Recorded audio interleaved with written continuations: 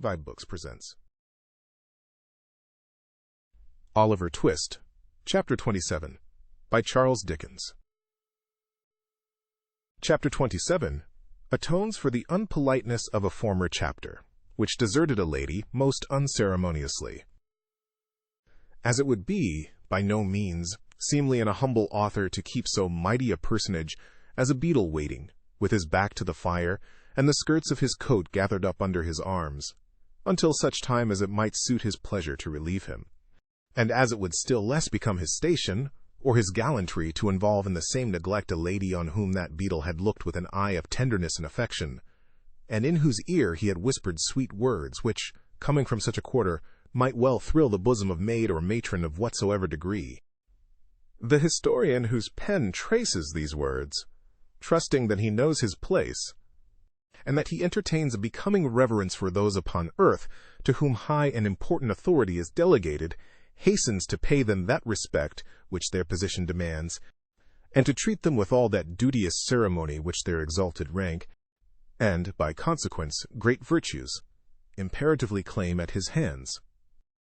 Towards this end, indeed, he had purposed to introduce, in this place, a dissertation touching the divine right of beadles, and elucidative of the position that a beadle can do no wrong, which could not fail to have been both pleasurable and profitable to the right-minded reader, but which he is unfortunately compelled, by want of time and space, to postpone to some more convenient and fitting opportunity, on the arrival of which he will be prepared to show that a beadle properly constituted, that is to say, a parochial beadle, attached to a parochial workhouse, and attending in his official capacity the parochial church, is, in right and virtue of his office, possessed of all the excellences and best qualities of humanity, and that to none of those excellences can mere company's beadles, or court of law beadles, or even chapel of ease beadles, save the last, and they in a very lowly and inferior degree, lay the remotest sustainable claim. Mr. Bumble had recounted the teaspoons, reweighed the sugar tongs, made a closer inspection of the milk pot, and ascertained to a nicety the exact condition of the furniture, down to the very horsehair seats of the chairs, and had repeated each process full half a dozen times, before he began to think that it was time for Mrs. Corney to return. Thinking begets thinking. As there were no sounds of Mrs. Corney's approach, it occurred to Mr. Bumble that it would be an innocent and virtuous way of spending the time, if he were further to allay his curiosity by a cursory glance at the interior of Mrs. Corney's chest of drawers.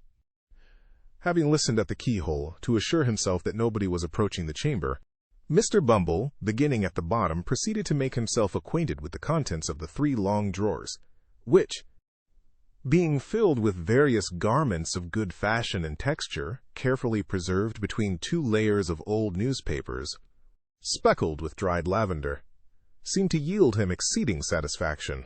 Arriving, in course of time, at the right-hand corner drawer, in which was the key, and beholding therein a small padlocked box, which, being shaken, gave forth a pleasant sound, as of the chinking of coin, Mr. Bumble returned with a stately walk to the fireplace, and, resuming his old attitude, said with a grave and determined air, "I'll do it." He followed up this remarkable declaration by shaking his head in a waggish manner for 10 minutes, as though he were remonstrating with himself for being such a pleasant dog, and then he took a view of his legs in profile, with much seeming pleasure and interest. He was still placidly engaged in this latter survey when Mrs. Corney, hurrying into the room, threw herself, in a breathless state, on a chair by the fireside, and covering her eyes with one hand, placed the other over her heart, and gasped for breath. "Mrs. Corney," said Mr. Bumble, stooping over the matron. "What is this, ma'am? Has anything happened, ma'am? Pray answer me." "I'm on." Mr. Bumble, in his alarm, could not immediately think of the word tenterhooks, so he said, "Broken bottles." "Oh, Mr. Bumble," cried the lady, "I have been so dreadfully put out." "Put out, ma'am?" exclaimed Mr. Bumble. "Who has dared to—" "I know," said Mr. Bumble, checking himself with native majesty. "This is them wicious paupers." "It's dreadful to think of," said the lady, shuddering. "Then don't think of it, ma'am," rejoined Mr. Bumble. "I can't help it," whimpered the lady. "Then take something, ma'am," said Mr. Bumble soothingly. "A little of the wine?" "Not for the world," replied Mrs. Corney. I couldn't. Oh! The top shelf in the right-hand corner, oh! Uttering these words, the good lady pointed distractedly to the cupboard, and underwent a convulsion from internal spasms. Mr. Bumble rushed to the closet, and, snatching a pint green glass bottle from the shelf thus incoherently indicated, filled a teacup with its contents, and held it to the lady's lips. "I'm better now," said Mrs. Corney, falling back after drinking half of it. Mr. Bumble raised his eyes piously to the ceiling in thankfulness, and bringing them down again to the brim of the cup, lifted it to his nose. "Peppermint!" exclaimed Mrs. Corney, in a faint voice, smiling gently on the beetle as she spoke. "Try it. There's a little something else in it." Mr. Bumble tasted the medicine with a doubtful look, smacked his lips, took another taste, and put the cup down empty. "It's very comforting," said Mrs. Corney. "Very much so indeed, ma'am," said the beetle. As he spoke, he drew a chair beside the matron, and tenderly inquired what had happened to distress her. "Nothing," replied Mrs. Corney. "I am a foolish, excitable, weak creature." "Not weak, ma'am," retorted Mr. Bumble, drawing his chair a little closer. "Are you a weak creature, Mrs. Corney?" "We are all weak creatures," said Mrs. Corney, laying down a general principle. "So we are," said the beetle. Nothing was said on either side for a minute or two afterwards.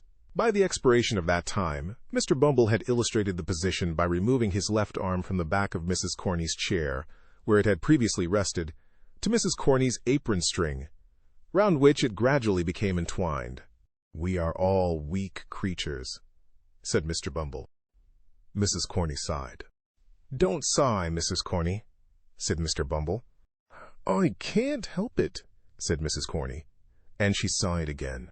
"This is a very comfortable room, ma'am," said Mr. Bumble, looking round. "Another room, and this, ma'am, would be a complete thing."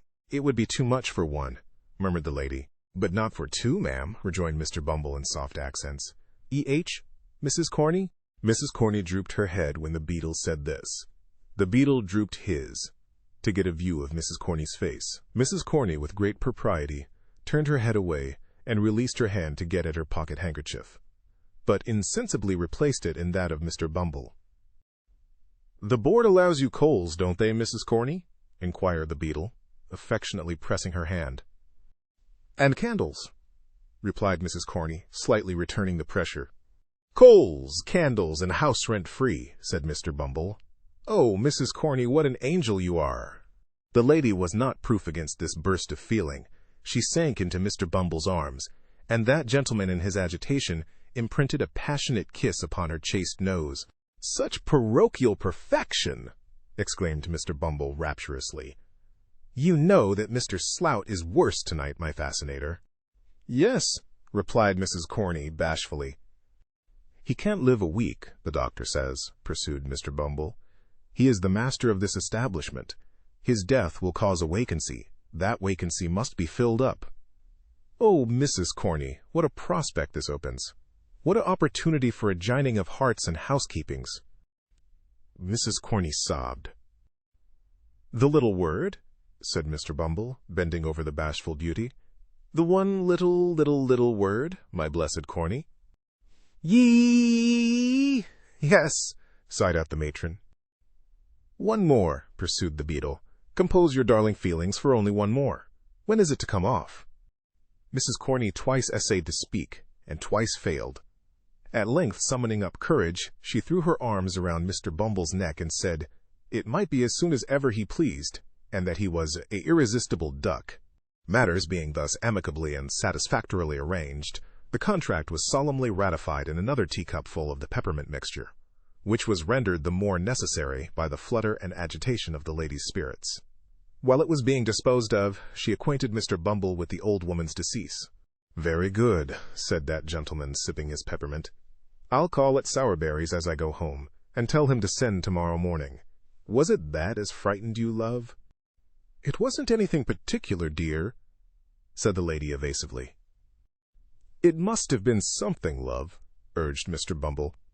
"Won't you tell your own bee?" "Not now," rejoined the lady. "One of these days. After we're married, dear." "After we're married!" exclaimed Mr. Bumble. "It wasn't any impudence from any of them male paupers as—" "No, no, love," interposed the lady hastily. "If I thought it was," continued Mr. Bumble, "if I thought as any one of 'em had dared to lift his vulgar eyes to that lovely countenance—" "They wouldn't have dared to do it, love," responded the lady. "They had better not," said Mr. Bumble, clenching his fist. "Let me see any man, parochial or extra-parochial, as would presume to do it, and I can tell him that he wouldn't do it a second time." Unembellished by any violence of gesticulation, this might have seemed no very high compliment to the lady's charms, but, as Mr. Bumble accompanied the threat with many warlike gestures, she was much touched with this proof of his devotion, and protested with great admiration that he was indeed a dove. The dove then turned up his coat collar and put on his cocked hat, and having exchanged a long and affectionate embrace with his future partner, once again braved the cold wind of the night, merely pausing for a few minutes in the male paupers' ward to abuse them a little, with the view of satisfying himself that he could fill the office of workhouse master with needful acerbity. Assured of his qualifications, Mr. Bumble left the building with a light heart and bright visions of his future promotion, which served to occupy his mind until he reached the shop of the undertaker. Now, Mr. and Mrs. Sowerberry having gone out to tea and supper, and Noah Claypole not being at any time disposed to take upon himself a greater amount of physical exertion than is necessary to a convenient performance of the two functions of eating and drinking, the shop was not closed, although it was past the usual hour of shutting up. Mr. Bumble tapped with his cane on the counter several times, but attracting no attention, and beholding a light shining through the glass window of the little parlor at the back of the shop, he made bold to peep in and see what was going forward. And when he saw what was going forward, he was not a little surprised. The cloth was laid for supper. The table was covered with bread and butter, plates and glasses, a porter-pot, and a wine bottle. At the upper end of the table, Mr. Noah Claypole lolled negligently in an easy-chair, with his legs thrown over one of the arms, an open clasp knife in one hand, and a mass of buttered bread in the other. Close beside him stood Charlotte, opening oysters from a barrel, which Mr. Claypole condescended to swallow with remarkable avidity. A more than ordinary redness in the region of the young gentleman's nose, and a kind of fixed wink in his right eye, denoted that he was in a slight degree intoxicated. These symptoms were confirmed by the intense relish with which he took his oysters, for which nothing but a strong appreciation of their cooling properties in cases of internal fever could have sufficiently accounted. "Here's a delicious fat one, Noah dear," said Charlotte. "Try him. Do, only this one." "What a delicious thing is a oyster," remarked Mr. Claypole after he had swallowed it. "What a pity it is a number of 'em should ever make you feel uncomfortable, isn't it, Charlotte?" "It's quite a cruelty," said Charlotte. "So it is," acquiesced Mr. Claypole. "Ain't you fond of oysters?" "Not overmuch," replied Charlotte. "I like to see you eat 'em, Noah dear, better than eating 'em myself." "Lor," said Noah reflectively, "how queer." "Have another," said Charlotte. "Here's one with such a beautiful, delicate beard." "I can't manage any more," said Noah. "I'm very sorry. Come here, Charlotte, and I'll kiss you." "What?" said Mr. Bumble, bursting into the room. "Say that again, sir." Charlotte uttered a scream, and hid her face in her apron. Mr. Claypole, without making any further change in his position than suffering his legs to reach the ground, gazed at the beetle in drunken terror. "Say it again, you vile, audacious fellow," said Mr. Bumble. "How dare you mention such a thing, sir? And how dare you encourage him, you insolent minx?" "Kiss her," exclaimed Mr. Bumble in strong indignation. "Faugh! I didn't mean to do it," said Noah, blubbering. "She's always a-kissing of me, whether I like it or not." "Oh, Noah!" cried Charlotte reproachfully. "Yer are. Yer know yer are," retorted Noah. "She's always a-doing of it, Mr. Bumble, sir. She chucks me under the chin, please, sir, and makes all manner of love." "Silence!" cried Mr. Bumble sternly. "Take yourself downstairs, ma'am. Noah, you shut up the shop. Say another word till your master comes home, at your peril, and when he does come home, tell him that Mr. Bumble said he was to send an old woman shell after breakfast tomorrow morning. Do you hear, sir?" "Kissing!" cried Mr. Bumble, holding up his hands. The sin and wickedness of the lower orders in this parochial district is frightful. If Parliament don't take their abominable courses under consideration, this country's ruined, and the character of the peasantry gone forever. With these words, the beadle strode, with a lofty and gloomy air, from the undertaker's premises, And now that we have accompanied him so far on his road home and have made all necessary preparations for the old woman's funeral, let us set on foot a few inquires after young Oliver Twist, and ascertain whether he be still lying in the ditch where Toby Crackit left him. Thank you for tuning into vibeBooks. We hope you enjoyed this journey. Please consider liking, commenting, and subscribing to our channel. Check out our playlist or explore vibeBooks for more classic stories. Until next time, happy listening.